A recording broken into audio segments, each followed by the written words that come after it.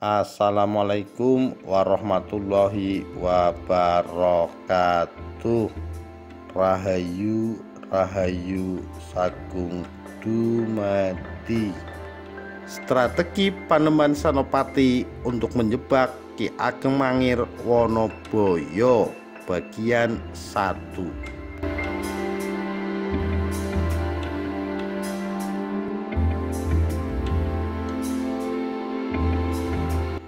Tidak jauh dari wilayah Kademangan Mangiran, ada seorang raja terkenal yang bernama Panembahan Senopati yang berkuasa di daerah Kota Gede, Mataram. Beliau adalah putra pertama pasangan Ki Ageng Pemanahan dan Nyai Sabinah. Panembahan Senopati sudah memperluas wilayah kekuasaannya ke daerah Jawa Timur dan sebagian Jawa Barat. Akan tetapi ada salah satu kademangan yang tidak jauh dari wilayahnya malah dengan terang-terangan menolak kebesaran Senopati selaku Raja Mataram. Kesaktian Panembahan Senopati memang sudah termasyhur di Pulau Jawa, tetapi Panembahan Senopati ternyata masih saja menghadapi pemberontakan-pemberontakan dari kerajaan di sekitarnya. Salah satu pemberontakan yang sulit dikalahkan ialah pemberontakan di bawah kepemimpinan Ki Ageng Mangir Wonoboyo. Ki Ageng Mangir Wonoboyo memiliki senjata yang luar biasa, yaitu tombak baru klinting, serta pengikut yang berjumlah ratusan, bahkan mungkin sampai ribuan. Dengan demikian, apabila Panembahan Senopati memerintahkan penyerbuan ke Kademangan Mangiran, pertempuran besar pasti tidak akan terhindarkan. Ini berarti sejumlah prajurit akan gugur dan terluka, serta rakyat kecil akan banyak menderita pula. Oleh karena itu, Ki Juru Mertani yang menjadi penasehat Panembahan Senopati dipanggil ke kerajaan. Ki Juru Mertani diminta pertimbangannya. Bagaimana cara menundukkan Ki Ageng Mangir Wonoboyo tanpa banyak minta korban? Anakku Senopati, apakah engkau memanggilku? Ki Juru Mertani bertanya sambil memberi salam hormat. Oh iya paman, silahkan duduk, sahut Panembahan Senopati. Setelah mendengar permintaan Panembahan Senopati, Ki Juru Mertani diam sejenak dan merenung. Sesaat kemudian ia mendesah sambil memandang Panembahan Senopati dengan pandangan mata yang sayu. Anakku Senopati, masalah ini memang sangat berat, sebab tidak mudah menundukkan Ki Ageng Mangir Wonoboyo yang memiliki senjata pusaka baru klinting, jawab Ki Juru Mertani. Terus adakah orang yang dapat menundukkan Ki Ageng Mangir Wonoboyo paman? Tanya Panembahan Senopati kepada Ki Juru Mertani. Ada anakku Senopati. Orang yang mampu mengalahkan Ki Ageng Mangir Wonoboyo hanyalah Ratu Pembayun, yang tidak lain Putri Sulung Sinuhun sendiri, jawab Ki Juru Mertani dengan penuh keyakinan. Ratu Pembayun memang dikenal sebagai wanita yang cantik, berkulit kuning, bersih, dan ramah, serta senantiasa menebar senyuman kepada siapapun. Hal itu menyebabkan Panembahan Senopati sangat terkejut. Siapa paman? Anakku Pembayun? Bagaimana mungkin seorang wanita yang masih remaja dan sama sekali tidak mempunyai pengalaman dalam peperangan diberi tugas untuk mengalahkan tokoh yang terkenal sakti seperti Ki Ageng Mangir? Tanya Panembahan Senopati dengan sedikit mengerutkan keningnya. Anakku Senopati, itulah saran yang dapat saya berikan. Semuanya tinggal bergantung kepada Sinuhun sendiri, jawab Ki Juru Mertani. Tidak adakah orang lain paman? Aku khawatir dengan keselamatan Pembayun nantinya di sana, sahut Panembahan Senopati dengan menahan nafasnya. Hanya Pembayunlah yang mampu mengalahkan Ki Ageng Mangir tanpa pertumpahan darah. Apabila nanti ada korban itu hanyalah Ki Ageng Mangir Wonoboyo sendiri. Sedangkan Pembayun mungkin hanya berkorban perasaannya saja. Ki Juru Mertani menjelaskan dengan sangat hati-hati kepada Panembahan Senopati agar tidak menyinggung perasaannya. Setelah Ki Juru Mertani menjelaskan rencananya dengan segala macam alasannya, rencana itu akhirnya dapat diterima oleh Panembahan Senopati. Perbincangan antara Panembahan Senopati dan Ki Juru Mertani tersebut berakhir sekitar pukul 12 siang. Paman Juru Mertani, sekarang aku mengerti maksudnya dan aku dapat menerima saranmu, jawab Panembahan Senopati dengan perasaan berat hati. Baiklah anakku Senopati, kalau Nak Senopati sudah dapat menerimanya, izinkan saya pulang ke rumah sekarang. Ki Juru Mertani memohon diri kepada Panembahan Senopati. Silahkan kalau paman ingin pulang sekarang, jawab Panembahan Senopati. Selanjutnya Ki Juru Mertani kembali ke rumahnya dan Panembahan Senopati masuk ke ruang dalam. Pada siang itu udara di sekitar Kerajaan Mataram memang terasa panas. Di ruang makan Panembahan Senopati hanya termenung sendirian. Tatapan matanya terlihat kosong. Padahal bermacam-macam lauk pauk sudah tersedia di meja makan, seperti daging, ikan, dan telur. Akan tetapi Panembahan Senopati sepertinya tidak mempunyai selera makan siang itu. Dalam pikirannya, dia masih mencari cara bagaimana membujuk Pembayun untuk menjalankan rencananya. Beliau menyadari bahwa gagasan yang cemerlang dari Ki Juru Mertani tersebut tidaklah mudah untuk dilaksanakan. Panembahan Senopati akhirnya tidak jadi makan siang saat itu. Beliau lebih memilih istirahat di kamar untuk menenangkan pikirannya.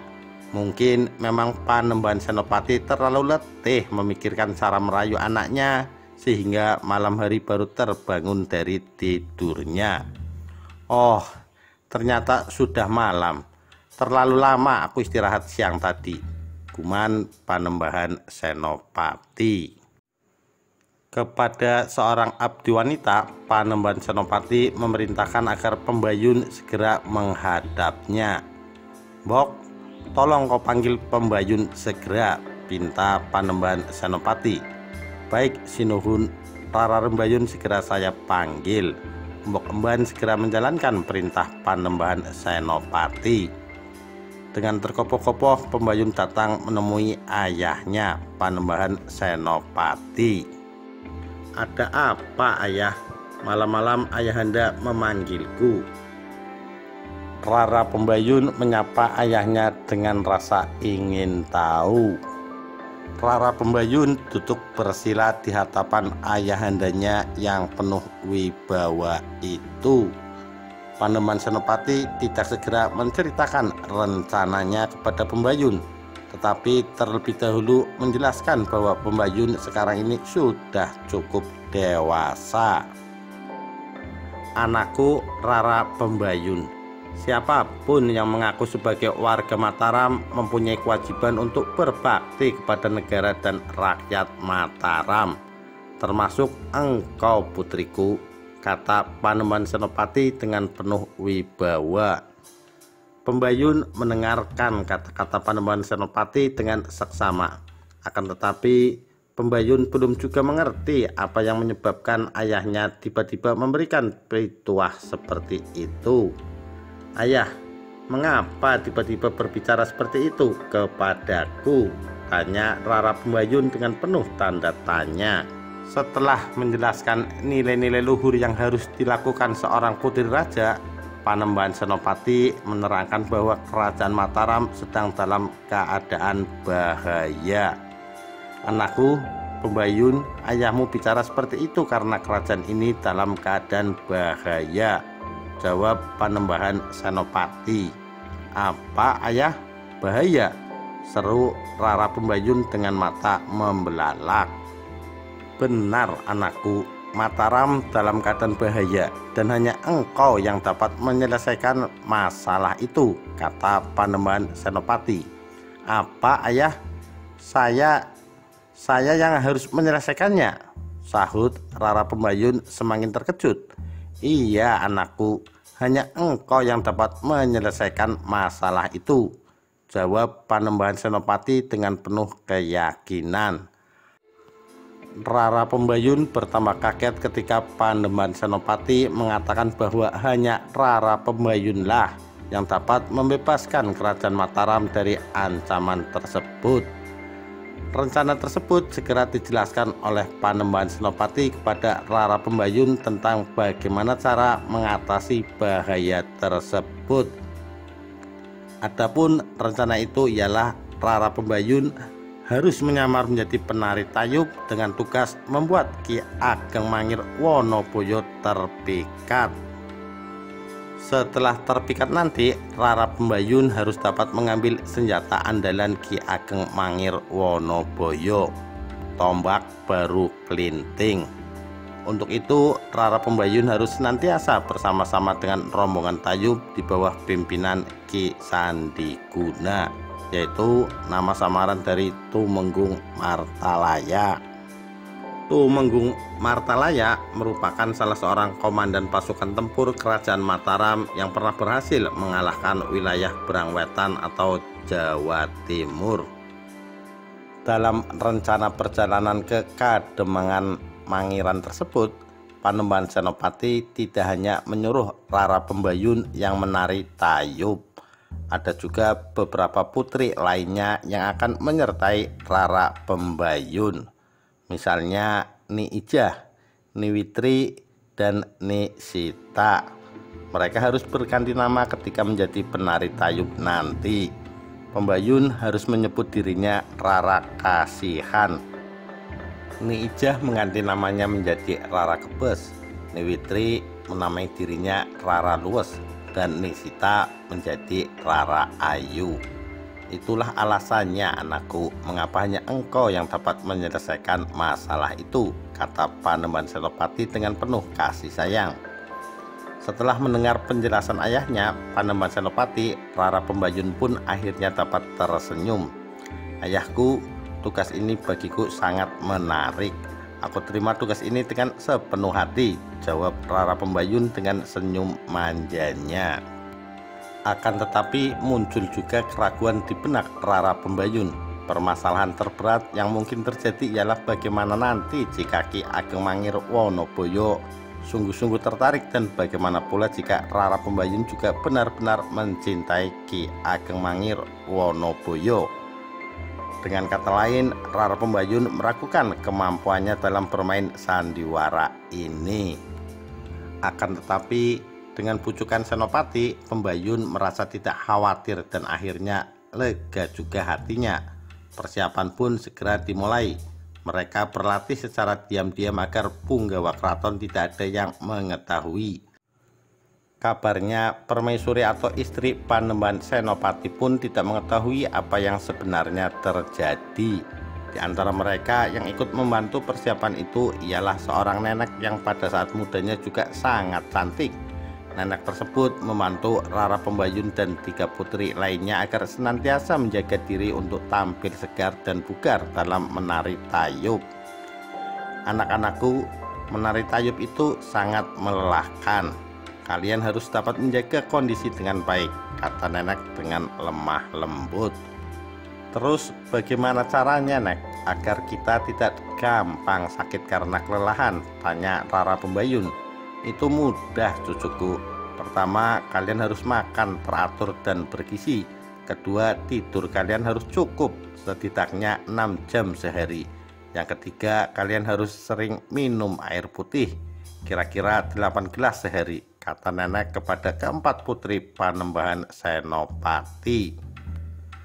Baik, Nek, saran nenek akan kami patuhi, jawab keempat putri Panembahan Senopati dengan kompak. Di samping itu, mereka diminta mengolesi ketiak mereka dengan kapur sirih untuk menghilangkan bau badan sekaligus juga menjaga pori-pori kulit tetap terbuka dan tetap berkeringat. Setelah persiapannya sempurna, berangkatlah rombongan Rara Pembayun ke Kademangan Mangiran.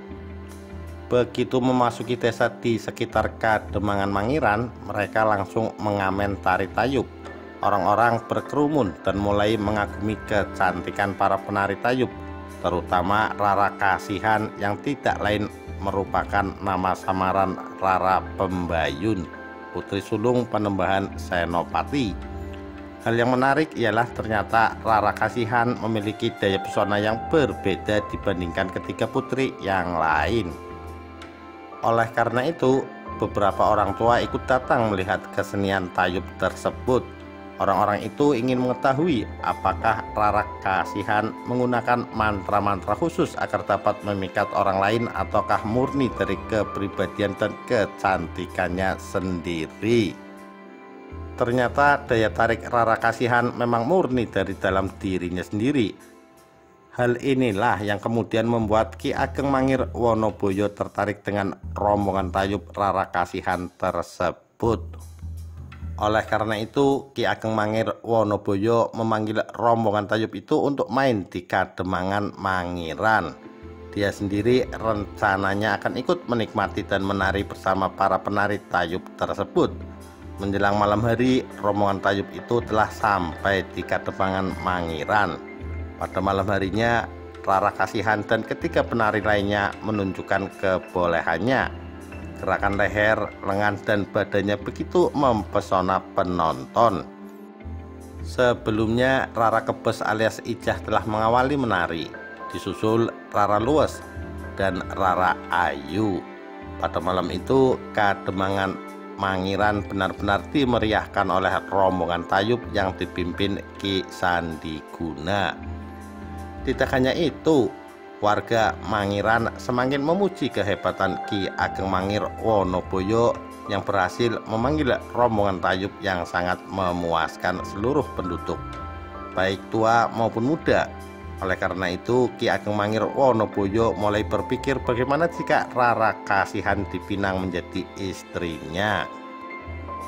Dengan demikian, ia akan merasa bahagia karena mempunyai istri yang sangat cantik, sehingga akan meningkatkan kewibawaannya di hadapan warga. Menyadari hal itu, dipanggillah Ki Sandiguna, kemudian keinginannya diungkapkan. "Sandiguna, ada hal penting yang ingin aku utarakan kepadamu," kata Ki Ageng Mangir Wonoboyo. "Apakah itu, Sinuhun?" sahut Ki Sandiguna. "Begini Sandiguna, bagaimana kalau Rara Kasihan aku jadikan istri?" Ki Ageng Mangir Wonoboyo meminta pertimbangan kepada Ki Sandiguna. Ki Sandiguna hanya tersenyum, tetapi kemudian menggelengkan kepala.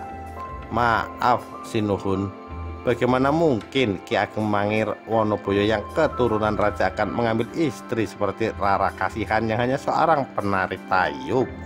Rara Kasihan hanya keturunan orang biasa," jawab Ki Sandiguna.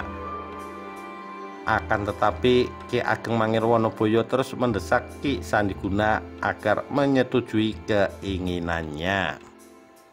"Bagiku itu bukanlah sesuatu yang penting, Sandiguna," desak Ki Ageng Mangir Wonoboyo. "Baiklah, kalau itu keinginan Sinuhun, saya akan menanyakan masalah itu dahulu kepada Rara Kasihan. Mau atau tidaknya itu bergantung Rara Kasihan, Sinuhun," jawab Ki Sandiguna. "Baik Sandiguna, silakan kau tanyakan masalah itu kepada Rara Kasihan," perintah Ki Ageng Mangir Wonoboyo. Selanjutnya Ki Sandiguna memohon diri kembali ke rombongannya dan menceritakan masalah tersebut kepada Rara Kasihan alias Rara Pembayun. "Nak Pembayun," sapa Ki Sandiguna alias Tumenggung Martalaya. "Ya Paman Martalaya, ada apa engkau menemuiku malam-malam?" tanya Rara Pembayun. "Tadi siang aku dipanggil Ki Ageng Mangir Wonoboyo. Dia menyatakan keinginannya mempersunting Diajeng Rara Pembayun." Ki Sandiaga menceritakan pertemuannya dengan Ki Ageng Mangir Wonoboyo. "Bukankah itu artinya rencana kita berhasil, Paman?" sahut Rara Pembayun sambil menyisir rambutnya. "Itu memang benar, Nak Pembayun. Tapi apakah Nak Pembayun sudah siap menjadi istri Ki Ageng Mangir Wonoboyo nantinya?" tanya Tumenggung Martalaya. Tidak masalah paman, aku sudah siap menjadi istri Ki Ageng Mangir Wonoboyo, jawab Rara Pembayun. Akhirnya setelah Rara Kasihan ditanya dan ternyata menerima lamaran Ki Ageng Mangir Wonoboyo, Ki Sandiguna melepaskannya. Perkawinan antara Rara Kasihan dan Ki Ageng Mangir Wonoboyo segera disiapkan dalam waktu dekat. Pesta pernikahan tersebut memang tidak terlalu mewah, tetapi cukup khidmat sesuai dengan permintaan Ki Sandiguna.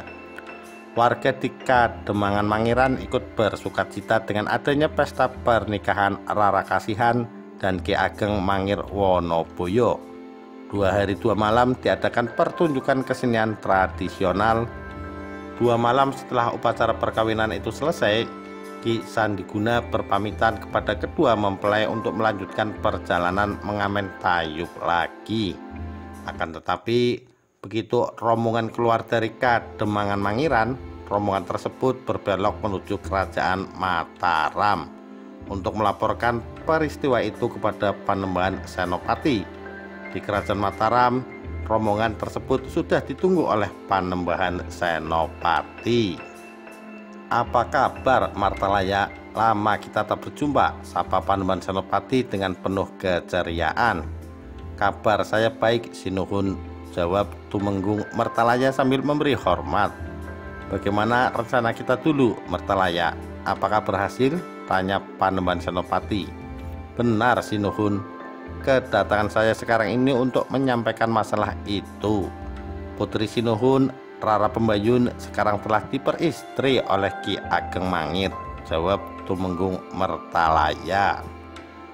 Bagus Martalaya, strategi kita berjalan sesuai dengan rencana. Mudah-mudahan Pembayun dapat melaksanakan tugasnya dengan baik. Panembahan Senopati berkata dengan penuh kegembiraan.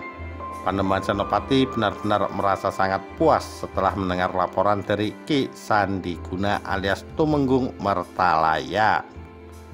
Beliau memerintahkan Tumenggung Martalaya agar terus mengawasi Ki Ageng Mangir Wonoboyo. Setelah 3 bulan lebih, Rara Kasihan mulai merasa gelisah karena teringat tugasnya tersebut. Akan tetapi, Rara Kasihan juga sudah merasa sangat menyayangi Ki Ageng Mangir Wonoboyo.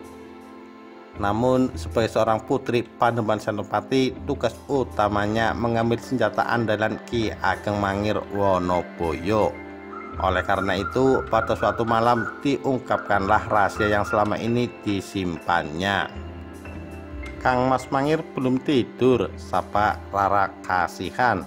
Oh, Adinda Rara Kasihan. Belum Adinda, udara malam ini terasa panas sekali, sahut Ki Ageng Mangir Wonoboyo. Kang Mas, apa Kang Mas Mangir bahagia menikah denganku? Tanya Rara Kasihan. Adinda, pertanyaanmu itu aneh bagiku, jawab Ki Ageng Mangir sambil tersenyum. Mengapa tidak dijawab Kang Mas? Tanya Rara Kasihan sambil menunjukkan muka masam. Jawabnya sudah pasti bahagia Adinda, sahut Ki Ageng Mangir Wonoboyo. Apa benar Kang Mas akan tetap merasa bahagia kalau mengetahui asal-usul keluargaku? Tanya Rara Kasihan lagi. Adindaku sayang, aku sudah tahu sejak dulu kalau Adinda anak seorang seniman tayub. Aku tidak peduli dengan hal itu, jawab Ki Ageng Mangir mencoba meyakinkan istrinya. Demikian strategi Panembahan Senopati untuk menjebak Ki Ageng Mangir Wonoboyo bagian 1. Kita tunggu bagian selanjutnya. Sekian, terima kasih. Wassalamualaikum warahmatullahi wabarakatuh. Rahayu Rahayu Sagung Dumadi.